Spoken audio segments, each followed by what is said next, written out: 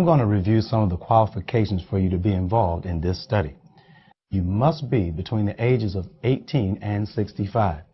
And you must have been diagnosed with chronic or major recurrent symptoms of depression. And the severity of your depression symptoms must meet the study criteria. You must be willing to fill out rating forms to determine this also.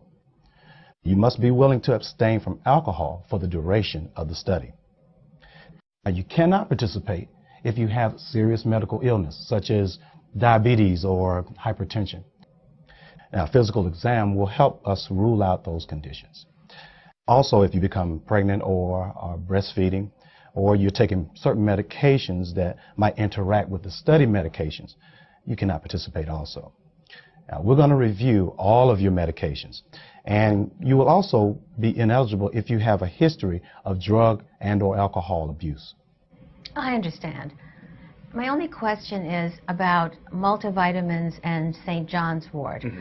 Your staff member told me I had to stop taking the St. John's wort, which I did. Okay. But can I continue taking multivitamins? Well, you are correct about the St. John's wort. It might interfere with your response to the study medication, but you can continue to take the multivitamin. Now, this is a 10-week outpatient study. In the first 2 weeks of the study, we're going to perform some medical and psychological screening tests to determine whether you meet the qualifications that we just discussed. If you are eligible, we'll gradually take you off your current medications over a 2-week period. And then the next phase of the study will then last 8 weeks, during which time you'll either be on compound X or the placebo. At the end of the 10-week study, we're going to have a conversation with you about what happens next, which may include time-limited standard clinical treatment as you transition your care back to the community. What happens if my depression gets really bad during the study? Well, this is a double-blind study, and only the pharmacist will know which pill you are receiving. And since we won't know if you're taking the placebo or the experimental medication, you'll be monitored very closely. Oh. Now, there are a number of things we can do if your depression becomes worse. Now, we need to know how you're doing so that we can discuss this with you. If you become so depressed that you have thoughts of self-harm, let me know immediately. We would then have the option of admitting you to the patient care unit as an inpatient. Or another option would be for us to stop the study and then just provide the standard clinical care that you need. Oh, okay. How many visits will I have to make to this clinic? Well, you'll need to visit the clinic once each week for the duration of the study. It's a total of about 10 visits. The first part of the study is a screening phase, and will take 2 visits.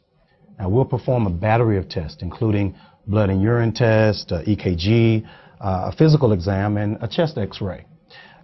This will ensure that you are in good physical health, and that's important. And we'll also do HIV and drug testing, and you will be informed of these results. Now, certain conditions can exclude you from the study. If we find a medical problem, we can discuss it with you and then make appropriate referrals for medical care in the community. Okay. Once we follow up with the medical test, we're going to proceed with interviews with you and mood rating scales. Now, these scales are to assess your symptoms of depression and anxiety. Now, we're going to use the same scales every week during the study. The neuropsychological testing is a way of determining how you think and remember things, and usually involves either computer or paper-based testing. Do you have any questions about the procedures that I've mentioned so far? Yes. Can you tell me how much of my blood will be drawn? Oh, certainly, certainly. We're going to be taking probably about 2 tablespoons